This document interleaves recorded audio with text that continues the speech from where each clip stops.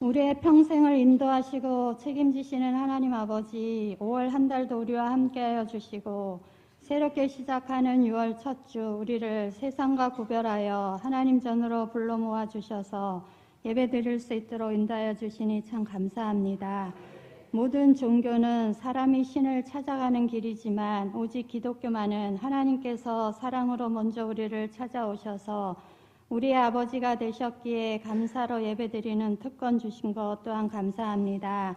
성경은 현재의 고난은 장차 우리에게 나타날 영광과 좋게 비교할 수 없다고 말씀하고 있는데, 고난이 축복이라는 것이 머리로만 이해되어지고 삶으로는 거부하고 싶은 적이 많았음을 고백합니다.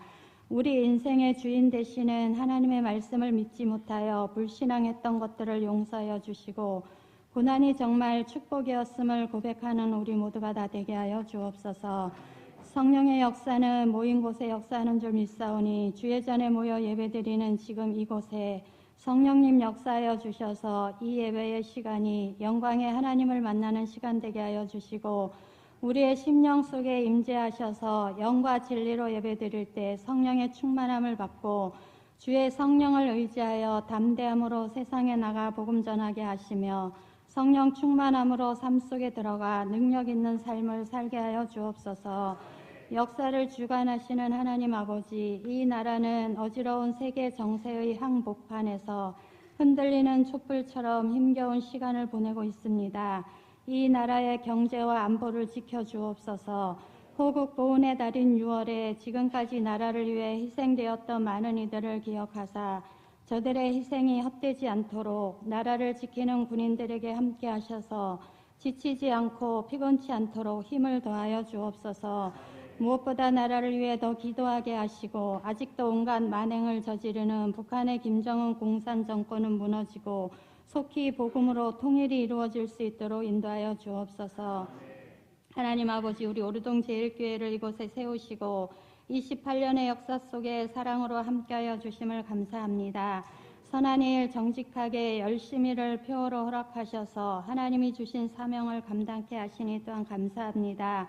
맡은 자들의 구할 것은 충성이라 했사오니 이름도 없이 빛도 없이 구석구석에서 헌신하는 사명자들을 붙드시고 사명의 아름다운 열매들이 맺혀지게 하여 주옵소서. 특별히 교회 학교를 축복하여 주시길 원합니다. 교회의 미래요 나라의 미래인 우리 아이들의 한 영혼이 천하보다 귀한 줄 믿사오니 열정적인 지도자들을 세워주시고 아이들을 위해 눈물의 무릎을 꿇을 수 있는 교사들과 부모들이 되도록 인도하여 주옵소서. 교회 학교가 오르동 제일교회를 든든하게 바치고 갈 기둥이 될 수 있도록 우리 손에 쥐어준 지팡이가 그냥 지팡이로 남지 않게 하시고 홍해를 가르는 지팡이로 사용될 수 있도록 역사하여 주옵소서. 우리 가운데 질병으로 경제 문제로 자녀 문제로 기도하는 가정들이 있습니다. 손끝에 작은 가시 하나만 박혀도 불편하고 아픈데 암으로 수술한 가정, 당뇨 합병증으로 고통받는 가정들을 비롯해 크고 작은 질병으로 기도하는 가정들을 기억하사 이 고통의 시간 속에서 살아계신 주님을 만나게 하시고 우리를 만드신 분도 우리를 가장 잘 아시는 분도 하나님이시오니 주님을 전적으로 믿고 의지할 때 치유의 능력과 회복의 역사가 일어나게 하여 주옵소서. 어제 결혼한 두 가정을 축복하사 하나님이 주인 되시는 아름다운 신앙 가정으로 세워지게 하여 주옵소서. 찬양으로 영광 돌리는 찬양대 찬양을 기뻐 받아 주시고 이 찬양의 가사가 우리 삶의 고백이 되어지게 하여 주옵소서. 하나님 아버지, 우리를 죄에서 구원해 주신 은혜에 감사하며 성찬 예식에 참여하게 하시니 감사합니다. 주님의 십자가 고난으로 새 생명을 얻었음을 다시 한번 기억하며 성찬의 능력이 우리 가운데 넘치게 하사 복음 증거하는 일에 쓰임받게 하여 주옵소서. 오늘도 예배를 위해 섬기는 손길들을 기억하시고 오직 하나님께 기쁨과 영광이 되게 하여 주옵소서. 말씀 앞에 세우신 담임 목사님을 주님의 능력에 장중에 붙들어 주사 성령으로 충만케 하시고 6월의 목회 계획들이 주 안에서 주님이 기뻐하시는 계획이 되어 이루어지게 하여 주옵소서.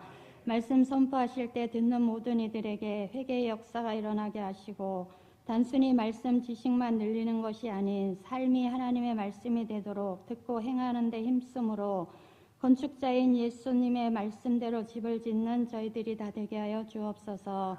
감사드리며 예수 그리스도의 이름으로 기도드립니다. 아멘.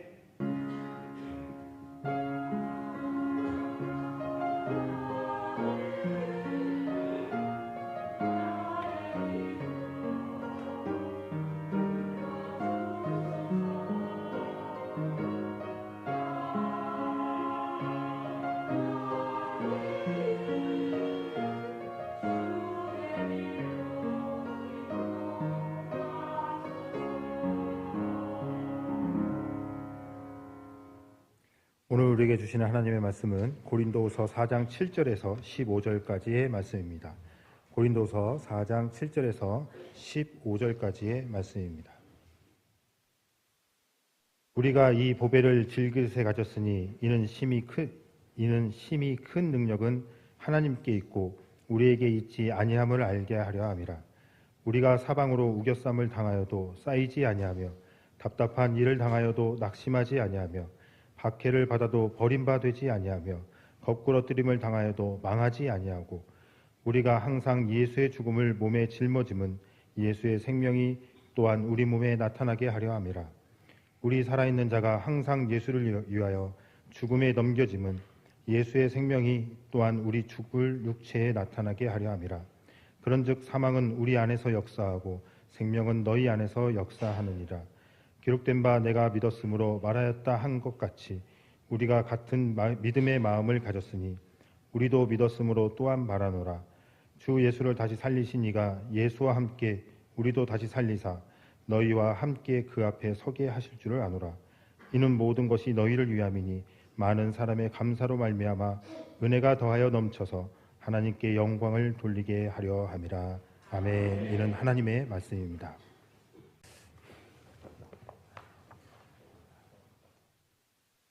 세월이 참 빠릅니다. 봄인가 싶었는데 벌써 이제 6월부터는 여름의 무더운 날씨가 시작이 되어집니다. 지금까지 여러 가지 어려운 그런 상황 속에서도 믿음으로 이겨오신 여러분들을 축복합니다. 이 6월 달도 말씀 앞에 순종하여 승리하는 삶을 살아가는 모두가 다 되시기를 축원합니다. 사람들은 어떤 일을 하고자 했을 때에 뭔가 갖추어져 있어야지, 능력이 있어야지만이 된다고 생각을 합니다. 용모가 준수하든지 아니면 말주변이 뛰어나든지 뭔가 초능력을 행사한다든지 해서 보통 사람들과는 좀 달라야 어떤 일을 할 수 있다고 그렇게 생각을 합니다. 고린도 교회 교인들도 마찬가지였습니다. 사도가 되어서 복음을 전하려면 남다른 능력이 있어야 된다 이렇게 생각을 했습니다. 그런데 사도 바울은 어찌 보면 육체적으로도 그렇고 부족한 점들이 많이 있는 그러한 이였습니다. 그러나 그럼에도 불구하고 그의 모든 목회 사역을 잘 감당할 수 있었던 것은 바로 주님이 함께 하셨기 때문에 그런 것입니다. 바울은 고린도 교회 교인들에게 나의 연약함이 도리어 하나님의 능력이 된다고 그렇게 말해주고 있는 것입니다. 바울의 삶에 있어서 정말 어느 누구보다도 세계 선교를 위하여 귀하게 쓰임 받았던, 그리고 성경의 많은 서신들을 기록하여 성경 말씀에 기록되도록 한 그러한 귀한 사도 아니겠습니까? 그런데 그의 삶을 보면 연약한 부분들이 너무나도 많이 있다고 하는 것입니다. 오늘 우리의 삶에도 여러 가지 어떤 일을 하고자 했을 때 연약한 부분들이 있어서 나는 이래서 못한다 저래서 못한다 이렇게 이야기할 수가 있습니다. 그러나 그 약한 부분은 도리어 하나님 앞에 맡겨진 바 되었을 때에 하나님의 능력이 나타날 수 있는 통로라고 하는 거예요. 그러니까 약할 때, 연약할 때 더 하나님의 역사를 드러낼 수 있는 기회라고 하는 것이지요. 오늘 본문을 통해서 사도 바울은요, 자신의 사도로서의 그런 사역에 대해서 이야기를 합니다. 첫째는 바울은 보배를 담은 그 질그릇이라는 표현을 통해서 하나님과 우리를 대조시키고 있습니다. 여기 질그릇과 보배, 사람들은 금이나 은이나 다이아몬드와 같은 이 귀중한 보배를 질그릇에 넣지 않습니다. 초라한 그릇에 넣지 않습니다. 어제 결혼하는 그 신혼 부부들 예물 교환이 있더라고요. 두 가정 동일하게. 근데 보니까 그 예물 교환을 할 때 그 예물 교환 그 통을 보니까 좋은 데 담아져 있더라고요. 이게 멀리서 봐도 좋은데. 여러분, 우리가 어디 가서 보석을 산다든지 할 때 보면 그 케이스가 제법 멋있습니다. 왜냐하면 그 보물이 너무나도 귀하기 때문에 포장도 귀하게 하는 겁니다. 그래서 버리기는 아까워서 안에 있는 내용물이 중요한 거긴 하지만은 그래도 겉에 있는 포장도 너무나도 케이스가 잘 되어 있기 때문에 두고서 쓰고자 하는 마음속에 보관하는 경우가 있습니다. 여기 보화를 질그릇에 담았다. 여러분, 질그릇이라고 하면 흙으로 만든 그릇을 말하는 것입니다. 따라서 보기도 흉합니다. 천박하기 짝이 없습니다. 뿐만 아니라 아무 곳에 부딪히기만 해도 쉽게 금이 가거나 깨질 수 있는 그런 것입니다. 그러므로 소중한 보물, 이 못생긴 그릇에 담는다는 것, 거의 그런 사람은 없을 것입니다. 바울이 말한 이 질그릇은 제사장이 성전에서 희생제물을 드릴 때 사용하던 그 그릇을 생각하며 이야기한다. 이렇게 이야기합니다. 제사용 그릇으로 쓰여질 그 질그릇, 조금만 불결해도 곧바로 버려야지만이 됐습니다. 하나님 앞에 사용되어지는, 하나님 앞에 드려지는 것은 깨끗해야지만이 됐기 때문에 말입니다.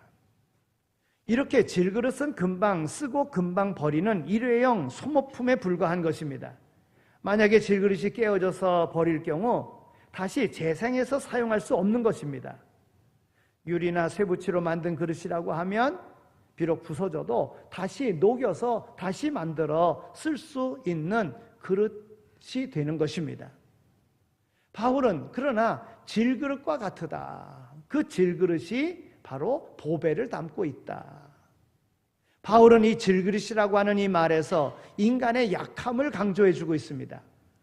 창세기 2장 7절에 있는 말씀을 보면 하나님께서 인간을 흙으로 지으셨다. 그렇게 말씀하고 있습니다. 이사야 선지자도 하나님과 인간과의 관계를 토기장이가 흙을 빚어서 무엇인가 만드는 것으로 그렇게 말씀하고 있습니다.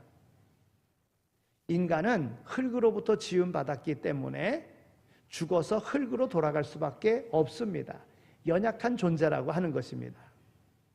바울이 인간을 질그릇이라고 불렀을 때에 인간은 부서지기 쉬운 그러한 존재임을 강조하고 있는 것입니다. 여러분, 어떤 조그만 일만 있어도 우리의 마음이 상하지 않습니까? 인간이 죄와 유혹에 쉽게 빠질 수 있는 그러한 연약한 존재 아닙니까? 천년 만년 살 수 없고 언젠가는 세상을 떠나 한 줌의 흙으로 돌아갈 수밖에 없는 것, 그것이 바로 인생인 것입니다. 그래서 바울은 금그릇이나 은그릇처럼 영광스러운 모습으로 복음을 전해야지만 하나님의 능력이 역사하는 것으로 생각하고 있었던 고린도 교회 교인들에게 그것이 아니라 질그릇과 같이 부서지기 쉬운 그러한 그릇이 될 때에 거기에 하나님의 보화가 담겨지고 그 하나님의 보화가 담겨짐으로 그 그릇은 귀한 그릇이 된다. 이렇게 말해주고 있는 것입니다. 여러분, 예수님께서도 하나님의 아들이시요 메시아였지만 십자가 위에서 무기력하게 돌아가신 것과도 연관이 되어지는 것입니다. 예수님은 이 세상에서 가장 잔인한 사형 도구 위에 가장 비참하고 가장 무기력하게 돌아가셨습니다.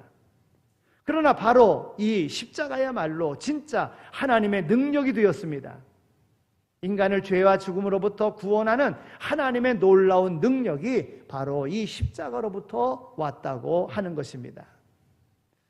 오늘 우리의 삶 속에 연약한 부분이 있을 때에 오늘 우리는 바울 사도의 고백과 같이 연약함이 도리어 하나님의 능력이 나타날 수 있는 통로다라는 이런 믿음의 확신을 가지고 나가는 오늘 우리 모두가 되어야 될 줄로 믿습니다. 여러분, 질그릇이 보배를 담고 있습니다. 질그릇이지만은 그 질그릇에 보배가 담겨져 있기 때문에 귀한 것이에요. 질그릇은 그 자체로서는 형편없이 연약한 것입니다. 언제 어떻게 될지 모르는 나약하기 짝이 없는 그릇입니다. 그러나 이 그릇에는 보배가 담겨져 있습니다. 그리하여 질그릇 자체는 약하지만 보배가 담겨졌기 때문에 더 이상 부서지지 않는 보배로부터 오는 능력이 있는 것입니다. 이것을 바울은 7절 후반절에 이렇게 말하고 있습니다. 우리 7절에 있는 말씀을 우리 함께 읽을까요? 자, 7절 말씀을 함께 읽겠습니다. 7절 말씀입니다. 시작.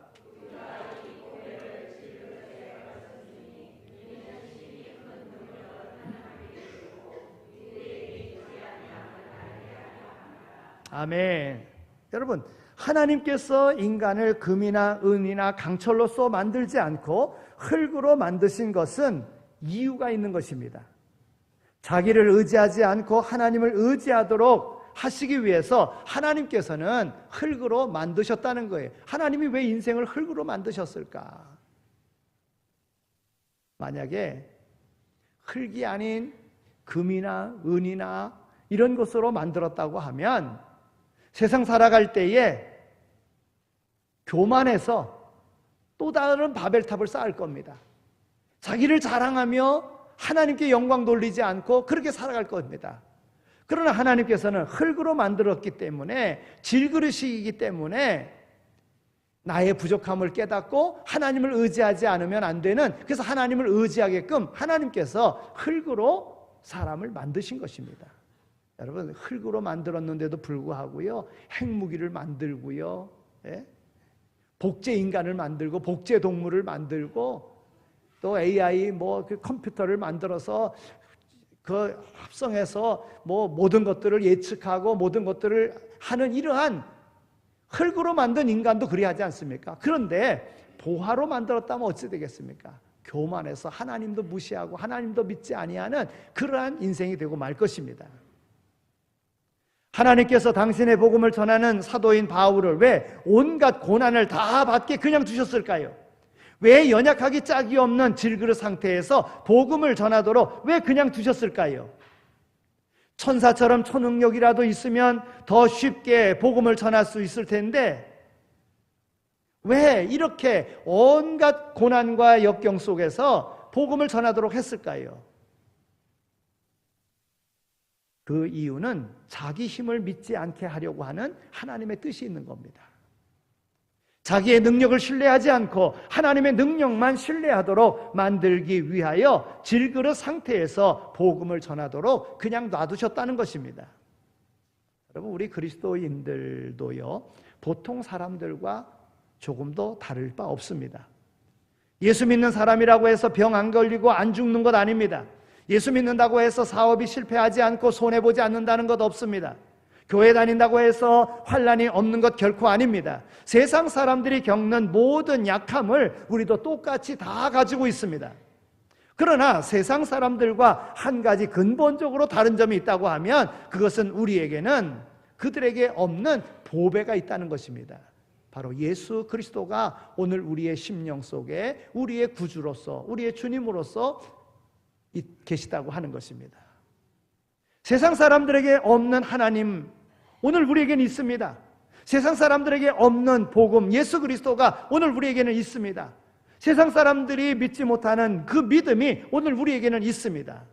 바로 이와 같은 보배 때문에 우리는 세상 사람들과 다른 그러한 삶을 살아가는 것입니다. 능력 있게 살아갈 수 있는 것입니다.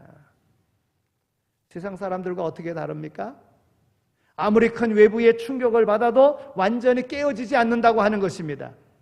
오늘 8절과 9절에 있는 말씀을 보면 사도 바울은 세상에 살지만 세상 사람들과 동일하게 어려운 일을 당하지만은 그러나 그 어려움 속에서 무너지지 않는다고, 쓰러지지 않는다고 고백하고 있습니다. 이제 8절과 9절에 있는 말씀을 또 우리 함께 읽겠습니다. 8절과 9절에 있는 말씀입니다. 시작.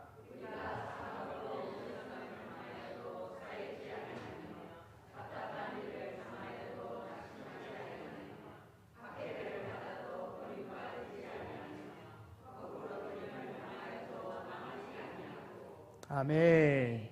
여기서 바울은 그동안 자기가 복음을 전하느라고 당한 모든 약함을 4가지의 고생으로 요약하고 있습니다. 그런데 이와 같은 4가지의 약함과 고생은 반드시 정반대되는, 대조되는 것으로 나타났다고 하는 것입니다. 그 먼저가 바로 8절 전반부에 있는 사방으로 우겨쌈을 당하여도 쌓이지 않았다고 하는 것입니다. 여러분, 사방팔방으로 고통을 받아도 망가지지 않았다는 뜻입니다. 바울이 이 표현을 쓸 때에는 그 당시에 레슬링 선수들이 씨름하듯이 상대편 선수를 누르고 제압하고 해도 그 모습을 보고 그와 같이 한다고 할지라도 결코 보배가 있는 이는 결코 무너지지 않는다, 결코 넘어지지 않는다, 이런 뜻으로 기록한 것입니다. 여러분, 바울 사도는 교인들이, 복음을 듣는 이들이 쉽게 이해할 수 있도록 그 당시 최고로 힘이 세고 막강한 군인을 얘기하면 그때 로마 군인들이었던 거예요. 그래서 로마 군인들과 같이 전신갑주를 입고 완전 무장하는 이 군인, 그러한 그리스도의 군대가 되라, 이렇게 말씀했던 것입니다. 마찬가지로 경기를 할 때에 레슬링 선수들이 씨름하는 그와 같이 상대방을 넘어뜨리려고 아무리 한다고 할지라도 보배가 있는 자들은 결코 넘어지지 않았다. 바울 사도를 넘어뜨리려고 온갖 계계를 다 부렸지만은 그러나 바울 사도는 넘어지지 않았다. 오늘 우리 성도들은 예수 그리스도가 오늘 우리 가운데 있으면 결코 넘어지지 않는다, 이것을 이야기하고 있는 것입니다. 8절 후반부에 있는 말씀을 보면 답답한 일을 당하여도 낙심하지 않고 그랬습니다. 여러분, 살다 보면 답답한 일이 얼마나 많이 있습니까? 실망스러운 일들이 얼마나 많이 있습니까? 기대했던 것이 수포로 돌아가는 일이 얼마나 많이 있습니까? 그래서 가슴 아파했던 때가 얼마나 많이 있습니까? 그러나 예수 믿는 이들은 완전한 절망에 빠지지 않는다고 하는 것입니다. 왜 그렇습니까? 능력의 보배를 품고 있기 때문에 그렇다는 거예요. 또 9절 초반부에 보면 핍박을 받아도 버림받지 아니하고 그랬습니다. 여러분, 예수를 믿는 일 때문에 혹은 의로운 일을 하다가 핍박을 받을 때가 있지 않습니까? 그러나 아무리 핍박의 그 거센 가운데 있다고 할지라도, 심지어 순교당하는 그런 일이 있다고 할지라도 하나님은 결코 우리를 버리시지 않는다고 하는 것입니다. 신명기 31장 6절에 있는 말씀을 보면 너는 마음을 강하게 하고 담대히 하라. 그들을 두려워하지 말라. 그들 앞에서 떨지 말라. 이는 내 하나님 여호와 그가 너와 함께 행하실 것입니다. 반드시 너를 떠나지 아니하시며 버리지 아니하시리라.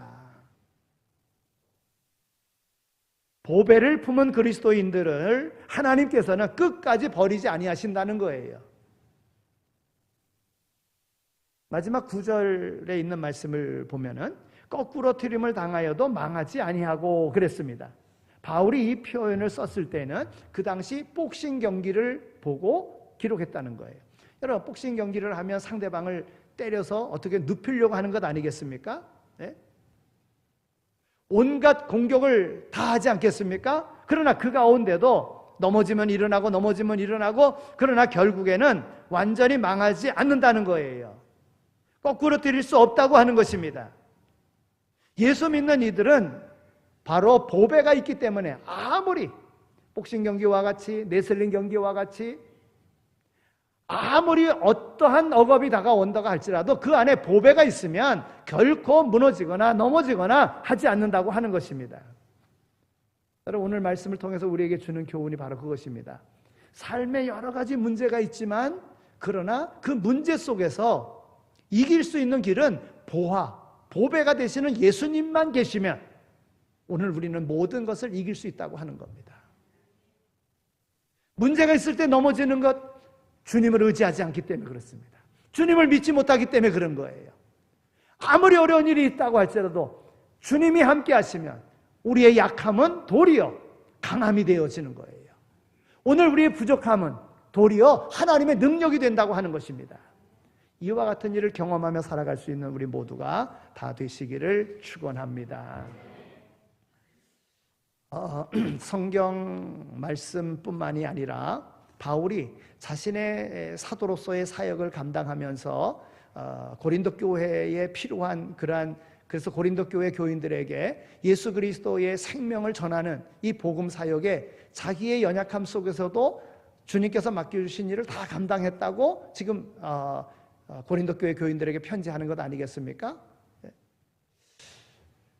오늘 이 말씀을 통해서 오늘 우리에게 주는 교훈도 그러합니다. 오늘 우리가 연약할 때에 우리가 이길 수 있는 그 길은 연약함 속에서 하나님의 능력을 하나님은 우리에게 주시기 위해서 연약한 가운데 있다 하는 이런 확고한 믿음을 가지시고 연약함 속에서 하나님의 함께하심의 능력을 나타내며 살아가는 자가 되어야 된다 하는 것입니다.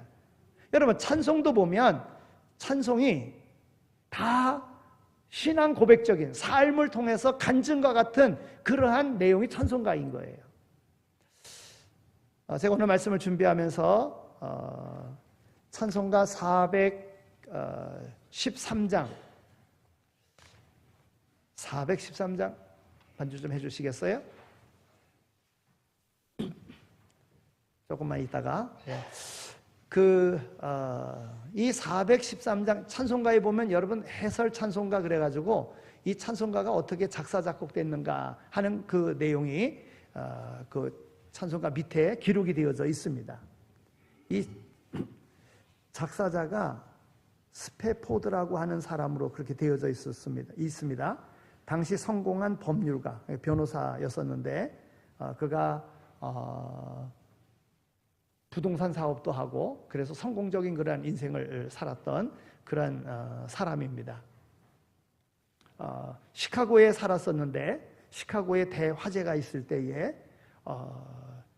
그때 시카고에 한 300명이 죽었고요.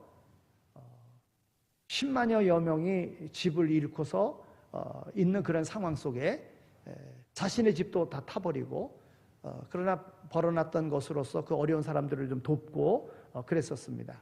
또 일남 4녀를 두었었는데 그 화재 때문에 그랬는지 하여튼 그 이후에 그 아들이 죽었어요.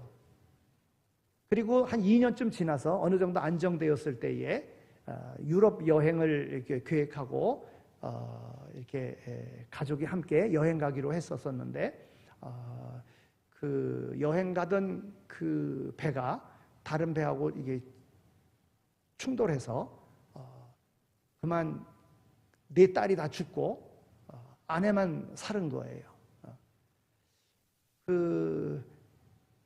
이 스페포드는 그때 회사에 좀 급한 일이 있어서 같이 떠나지 못하고 나중에 그 소식을 듣고 그 다음 배로다가 갔습니다.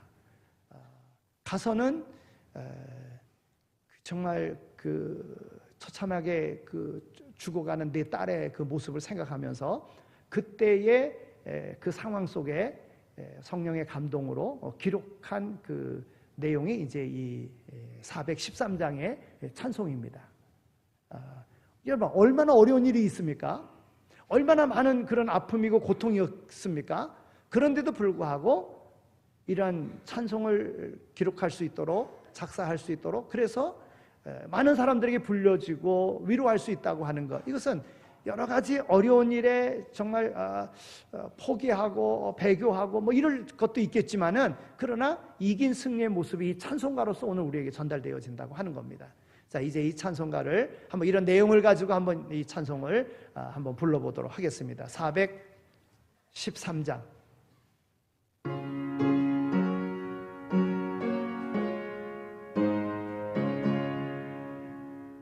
내 평생에 가는 길 순탄하여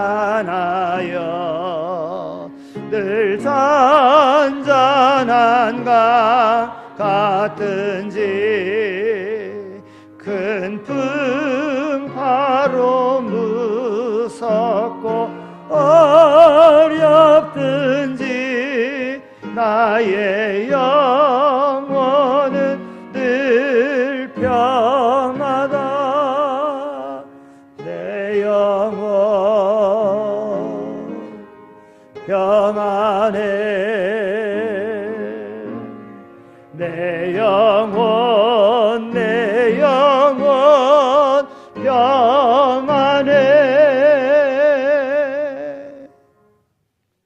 바울 사도가 그의 삶을 통해서 연약한 가운데도 하나님의 맡겨주신 선교의 그 모든 사도의 사역을 잘 했던 것과 같이 그것은 바로 주님이 그 안에 계셨기 때문에 그렇습니다. 오늘 스테포드의 삶 속에도 하나님이 함께 하셨기 때문에, 성령이 함께 하셨기 때문에 그와 같은 어려움도 이길 수가 있었던 겁니다. 이제 오늘 우리의 삶 속에 여러 가지 어려움 속에 있는 이들이 너무나도 많이 있습니다. 선진국이라 그러고 잘 산다고 그러고 모든 것이 좋다고 하지만 우리 내면에 온갖 어려운 일들이 많이 있습니다. 그 문제를 이길 수 있는 길은 예수 그리스도, 보화 되신 예수님이 내 안에 계시면 되는 거예요. 주님을 모시고 주님의 맡겨주신 바 사명이 무엇인가를 깨닫고 표대를 향하여 달려간다면 거기에 놀라운 하나님의 함께하심의 능력이 오늘 우리의 삶 가운데도 나타나게 될 줄로 믿습니다. 간증이 있는 삶의 모습으로 나가는 모두가 다 되시기를 축원합니다. 아멘.